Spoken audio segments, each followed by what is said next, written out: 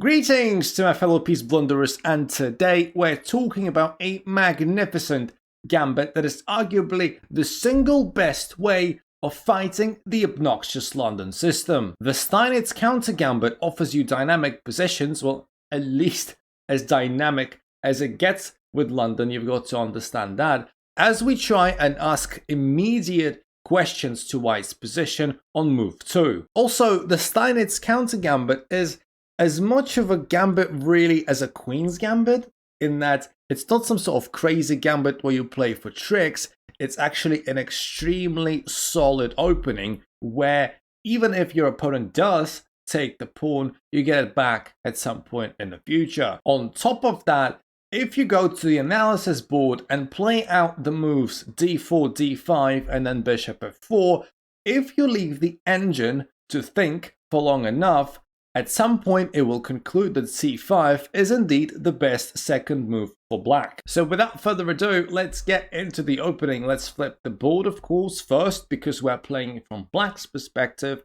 And now we are going to see d4, d5, and bishop f4, the London. And here comes the point where you realize that getting the enjoyment out of this game is going to be as easy as eating soup with a fork. That's why we are going for the most aggressive way possible to fight this, which is the advertised c5. With c5 on move 2, what we're doing is that we're asking immediate questions of White's central pawn on d4, and we're really doing our best not to allow White to just develop calmly and comfortably as they're used to when they just put all the pieces onto the same squares the first 10 moves, no matter what black does. Well, we are trying to interfere with this plan immediately. And after c5, what you also need to know is that black has equalized the position completely.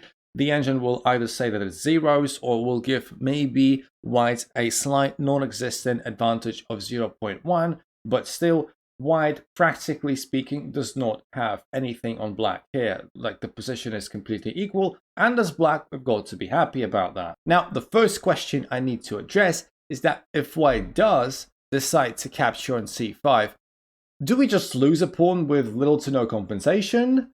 And the answer is a resounding no. Multiple moves for black here are possible with no notable differences. I do like this very practical decision of knight f6 that we can play, so that knight f6 supports the d5 pawn a little bit more, and at the same time prevents the e4 break that White may want to achieve at some point. And if you're thinking that, well, does knight f6 not simply allow b4 and now the c5 pawn is defended, and I honestly don't see how we're gonna bounce back from this? No worries, b4 is actually an inaccuracy. I wouldn't call it a mistake, but after b4, black is definitely better. You need to just be aware of the following sequence of moves. This is what you've got to do, a bit of memory work. But we're going to now proceed with a standard, very Slav defense-like setup where you capture the pawn on dc and then you break through with a5 if the opponent captures the pawn, of course, and defends it with a b pawn. And now, of course, this pawn is under attack. Something has to be done about it. One of the ways to defend it would be to play a3, right? A very natural move to do that. And this is where you've got to be careful, because after takes, taking back is not possible. So if White does take back, it would be very, very suspect. They are going to lose the rook. The a pawn is pinned. If White knows what they're doing, they're going to do the following. They're going to take on b8, and of course you're forced to take back because otherwise you lose a piece, and then they recapture ab, and then it seems like the pawn is defended yet again, and the position is in White's favor with an extra pawn. However, we are proceeding to undermine that pawn structure with b6, and it's going to get very difficult for White to maintain it. c6, for example, trying to maybe then play b5 and completely shut this business down. And now we're going to play something that you guys will definitely like. We're going to play a very explosive, expanding e5. We are going to allow them to support c6 with b5 if they so wish, but should they do that, white has to be really careful. For example, if they do play b5, which is, well, you could argue this is the best move, you could argue this is the second best move. I will show you the other one in a second. But if they play b5, the key idea now, the only move for black that gives them an advantage, and quite a serious one, all the others hand the advantage back to white, so you've got to be careful, is d4. And yes, the c6 pawn that white has got is so far inaccessible to us, but the key idea here now is bishop b4 check. Because we played d4, we are fighting now big time for the c3 square. Hence, all the bishop threats along this diagonal could be potentially absolutely lethal. And just to showcase, guys, what I'm talking about, let's play a nothing move. Let's play h3 so that I can show you the threat. Bishop b4 check now, and now anything that white plays is not going to work. If they try maybe blocking with knight d2, which looks reasonable, don't forget we have the knight on f6. We can easily jump into e4 and pressure that knight again. And even if knight f3 does happen on the board, we can play the magnificent knight c3, attacking that queen and taking away a lot of squares from it. If the queen tries to escape alive for now, we can now finish white off with a brilliant e4. And you can see how this position is becoming a nightmare for white. Black is already -8. In a similar manner, if we yet again play a nothing move to allow bishop b4 check, instead of blocking with the knight, we're going to try to block with a pawn. Now, remember that blocking with a pawn on c3 is the better move than blocking with the knight, but it still loses. So let's try c3. The most important thing now for black is to take with the pawn, like so. And as you can see, the discovered checks with the bishop are going to be very strong. So the best move for white out of the, well, admittedly bad bunch is going to be to trade queens first with check, queen takes, and then king takes, and then get the king out of that diagonal, king d1. And now, what are the most effective ways for for black to continue is going to be a very simple but elegant bishop f5, developing a piece and asking some serious questions of the king's position. We've taken the pawn back. Now the material is equal. We've got much superior development. And, you know, at some point it's going to be something like king e8. The rook is going to come sliding in here as well. Black is winning yet again with -4. So now, because I just showed you how lethal bishop b4 check can be in these positions and how important it is to prevent that, the best move is actually, you'll be quite surprised, rook a4. Rather unorthodox, but does the job of preventing bishop b4 check. Now, any other move then rook a4 is going to be far inferior. For example, something like knight f3 is going to still allow bishop b4 check, and after that black should be really comfortable.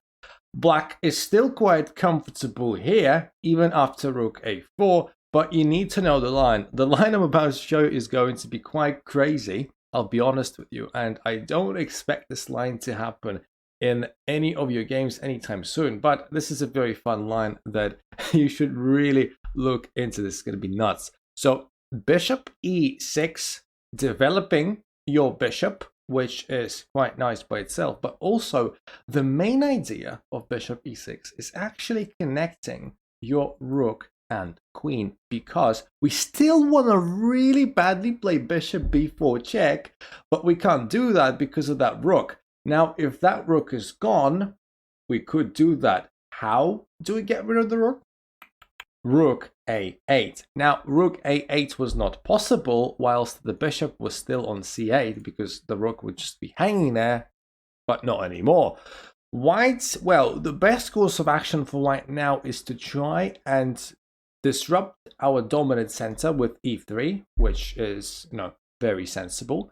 And we are going to play rook a8 to follow up with our plan of dislodging that rook from a4.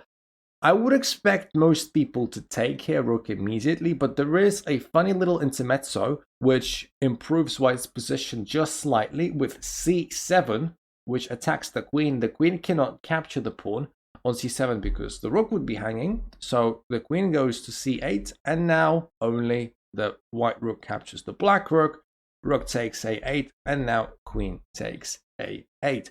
The reason why the pawn on c7 in this position is a bit better than on c6, I'm about to show you in just a couple of moves. This is what just makes this line so crazy. Now white takes the pawn, as they basically intended, takes, and now queen takes, bishop c5, attacking the queen and developing with tempo. And now the reason why c7 was so important is that now, with the help of the pawn on c7, white can now play queen d8 check. The queen is defended by the pawn, and queen takes, pawn takes, king takes. White does get to preserve their extra pawn. That is why sometimes this gambit is indeed a gambit where white does play a pawn up, but look at this development and compare the positions. According to the engine, black stands slightly better here with minus 0.6 and with much superior development. The bishop pair, I think it's no surprising that it is the case. I think most of you would take black here. So coming back to this position, where after our explosive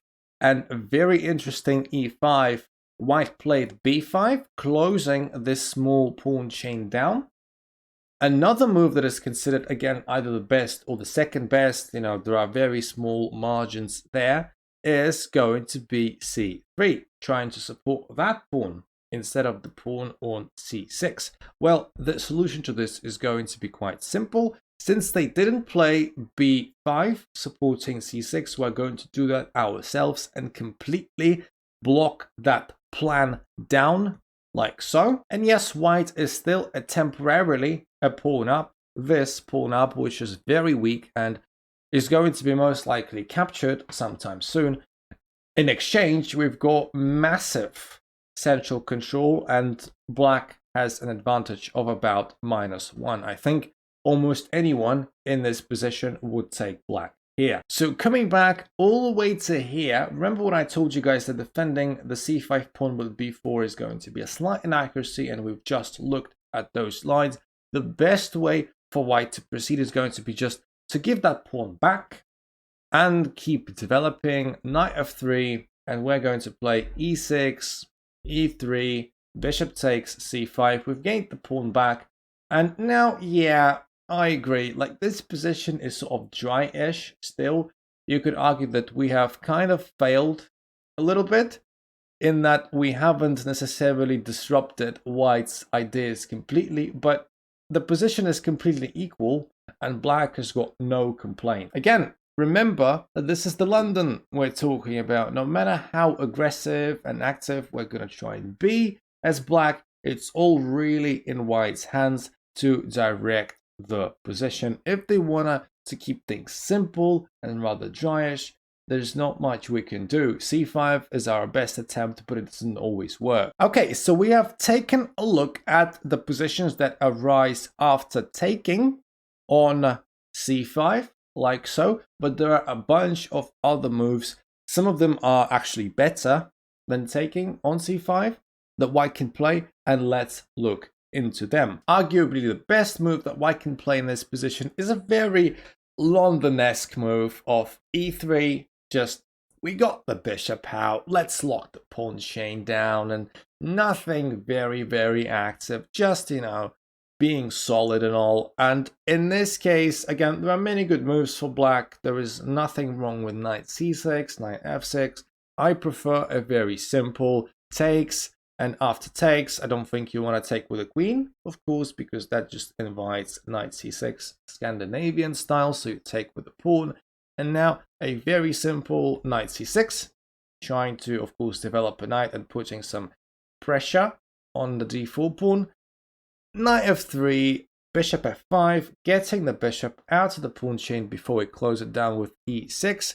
And now White can try and be active if they so wish. They don't have to, but in my opinion, the best move is an active c4 to try and undermine our central pawn from the flank, just like we did at the beginning with c5.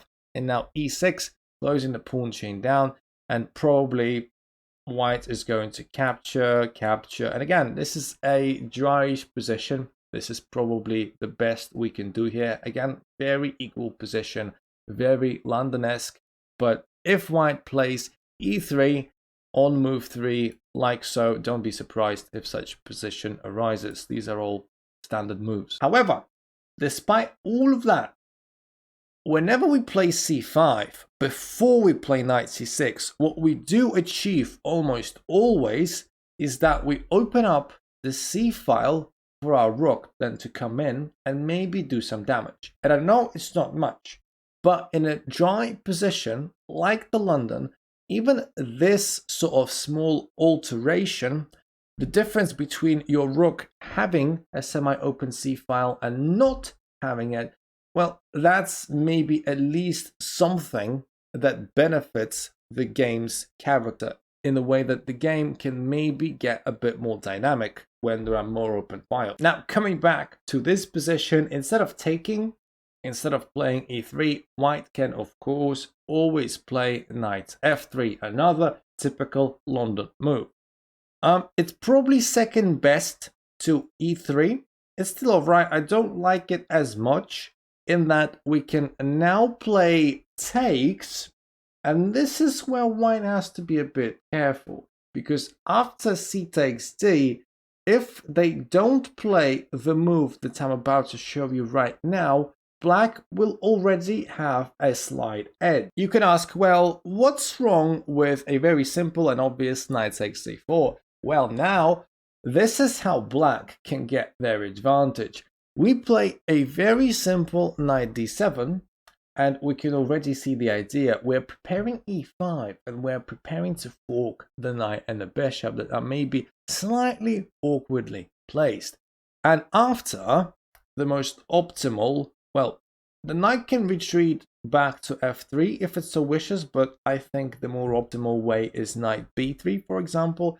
We get our e5 in, and we always get the e5 in, no matter what, because if we go back, something has to be done about the pieces, right? One of them has to retreat, and usually the knight retreats, and if the bishop retreats, we still get e5, and the knight will have to retreat as well. So really, it doesn't matter. But let's say knight b3, e5, bishop retreats to g3, and now we play knight g to f6, and that's a nice position for black, in it. We've got two central pawns out.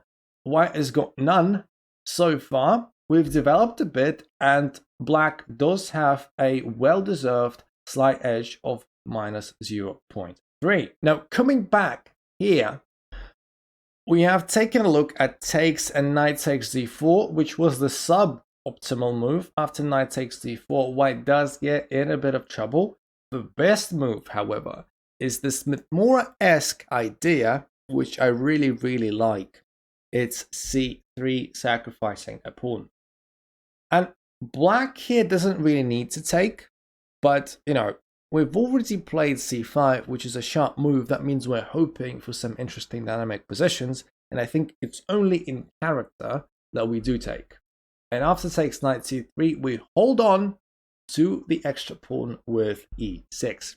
And now the position is equal, technically speaking.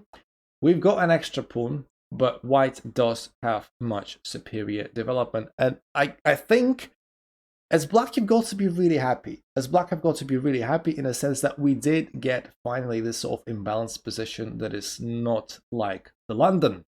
And the best move here for white is the only move, and this is very important, this is the only move that gives white a chance of maintaining some sort of equality. Any other moves straight up give black some significant advantage of about like -1.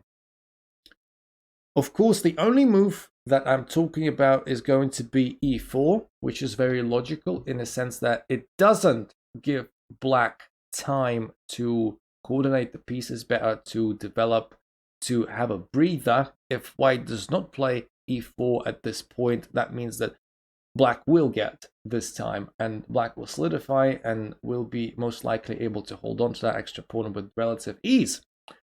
We're going to capture here. That's the best move for black. And again, the only move for white here to maintain an advantage, all the others are far inferior, is trading queens, like so, and then the best way to proceed is castle queenside with check, which I think is very logical. King e8, and after that, of course, the pawn is attacking the knight, so the knight has to move somewhere. And is there a better square for it than e5? I don't think so. And now we need to also take into account that the knight on c3 is attacking our central pawn, and my recommendation is to play knight f6, developing and defending that pawn. We're now 2 pawns up as black, 2 pawns up, but the position is pretty much all zeros.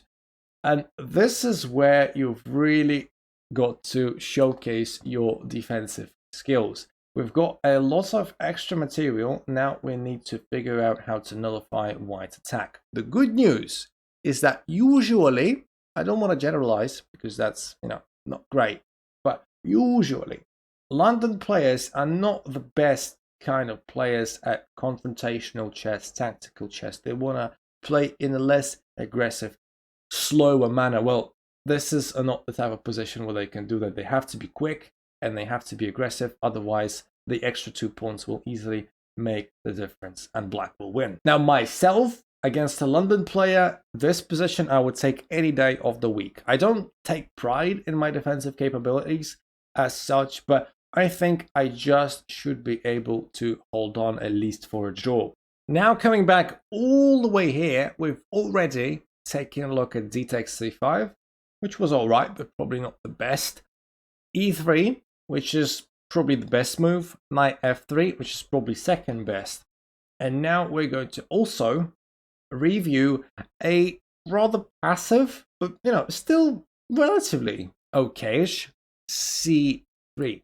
Just nothing but defending that central pawn on z4. And here you've got to understand that the best move is probably a very simple, very basic knight f6. Nothing wrong with that, simply developing. But since we played c5 on move 2, we're probably looking for a more imbalanced dynamic game.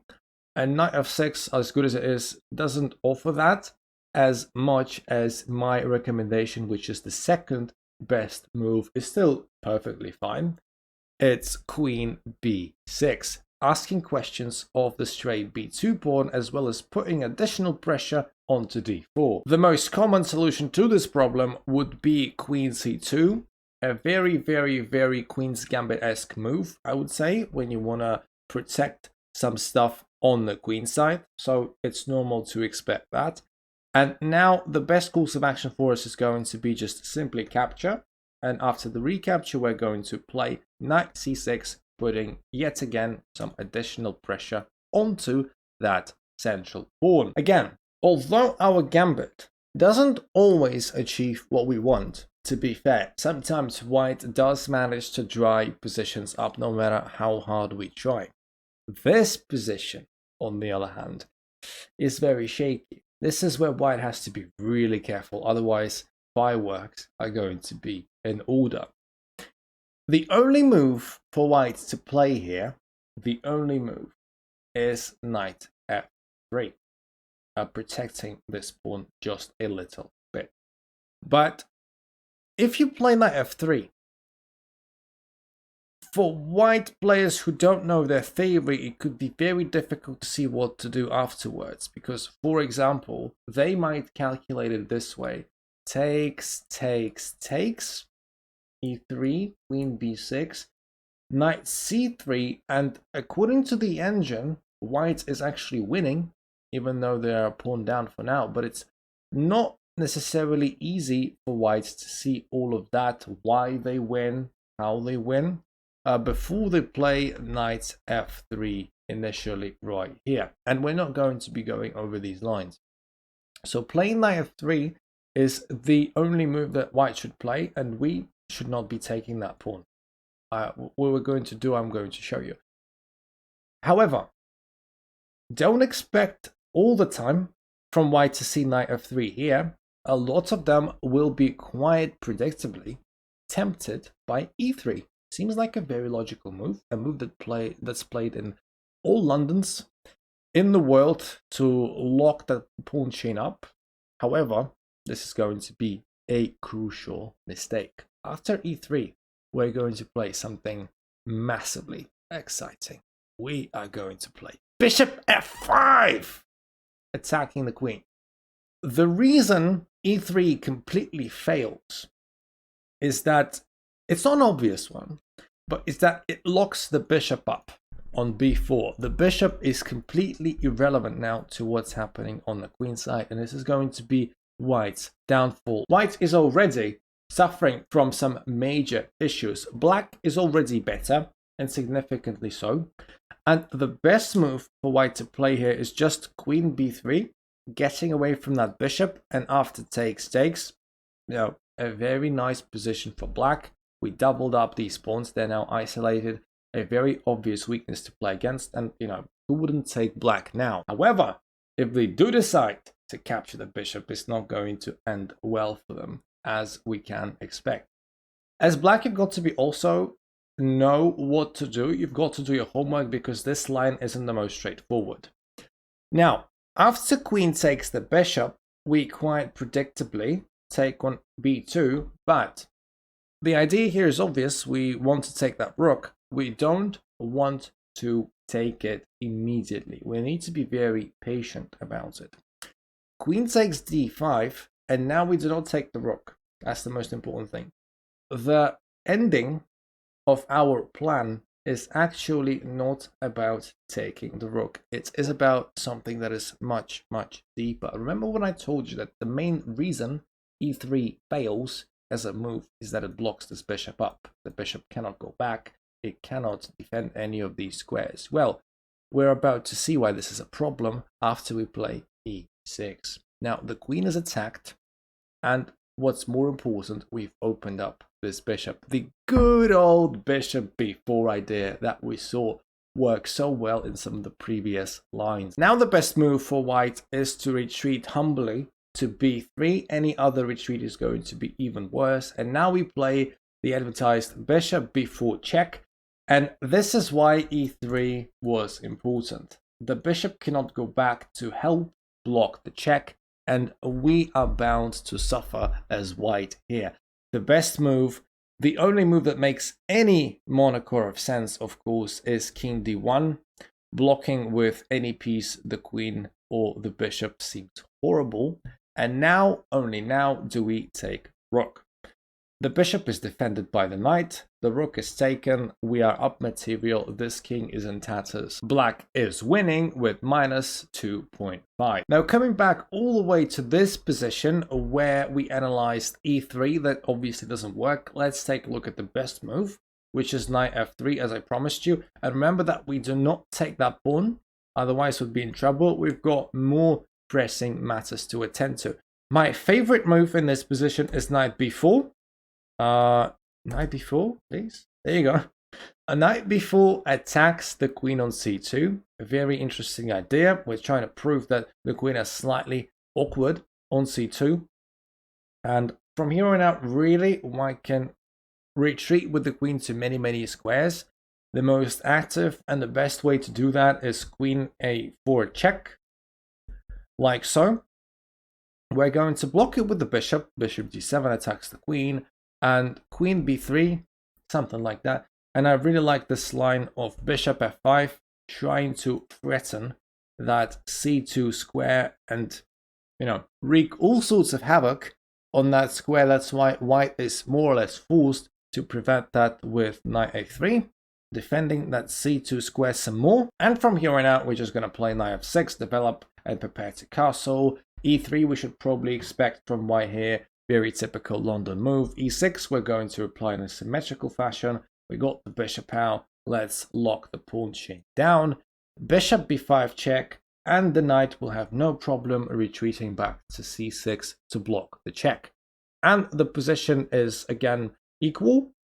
And I guess the most important thing that we achieved in this position is that we kicked white off their stride a little bit. Again, this is not the most typical London system position now, is it? I think we have achieved quite a lot in that we have disrupted the game a little bit. We got it a little bit imbalanced, and we're going to enjoy a bit more interesting game that we normally would have against the London system. And there you go. That was the Steinitz Countergambit for you.